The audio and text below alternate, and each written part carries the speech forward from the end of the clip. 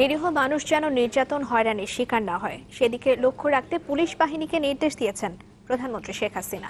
হুঁশিয়ারি দিয়েছেন, সফলতার জন্য পুরস্কৃত হলেও জবাবদিহিতাও নিশ্চিত করা হবে।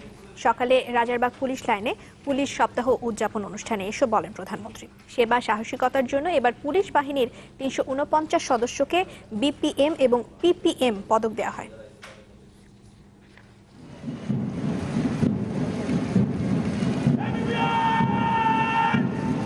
পুলিশ সপ্তাহ ২০১৯ উদ্বোধন করতে মহান মুক্তিযুদ্ধের স্মৃতি বিজড়িত ঐতিহাসিক রাজারবাগ পুলিশ লাইনে আসেন প্রধানমন্ত্রী শেখ হাসিনা। বর্ণিল কুচকাওয়াজে তাকে স্বাগত জানান পুলিশ সদস্যরা।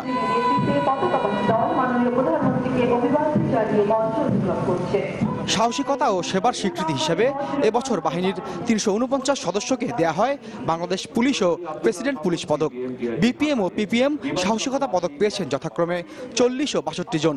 দুই ক্যাটাগরিতে সেবা পদক পেয়েছেন ১০৪ ও ১৪৩ জন, যার মধ্যে ২ জন সাহসিকতার জন্য পেয়েছেন মরণোত্তর পুরস্কার। কাজী মাকসুদ আলিমা, অতিরিক্ত পুলিশ সুপার, শ্রীনগর। পরে প্রধানমন্ত্রী তার বক্তব্যে জঙ্গিবাদ ও অরাজকতা দমনে সাহসিকতা, দক্ষতা ও পেশাদারিত্বের পরিচয় দেওয়ার জন্য ধন্যবাদ জানান পুলিশ বাহিনীকে।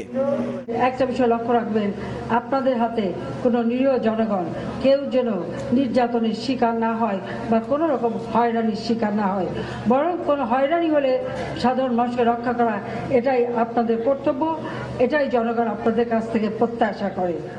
পুলিশকে জনবান্ধব হওয়ার নির্দেশ দিয়ে জনগণের সেবক হওয়ার জন্য কাজ করতে বলেন শেখ হাসিনা। বাহিনীর নিজ উদ্যোগে পুলিশ ভীতি দূর করারও আহ্বান জানান প্রধানমন্ত্রী শেখ হাসিনা। পুলিশ বাহিনী হবে জনবান্ধব পুলিশ, সেভাবেই আপনারা নিজেদেরকে গড়ে তুলবেন, সেটাই আমাদের লক্ষ্য। এবং সকল পর্যায়ে পুলিশ সদস্যদের নিয়মিত প্রশিক্ষণ নিতে হবে। মাদক নির্মূল ও নিরাপদ সড়ক নিশ্চিত করতে পুলিশ সদস্যদের আরও সক্রিয় ভূমিকা রাখার নির্দেশ দেন রাষ্ট্রের প্রধান নির্বাহী। গুরুত্বপূর্ণ অবদানের জন্য এবার রেকর্ড সংখ্যক বাংলাদেশ পুলিশের সদস্য পেয়েছেন বাংলাদেশ পুলিশ পদক ও রাষ্ট্রপতি পুলিশ পদক।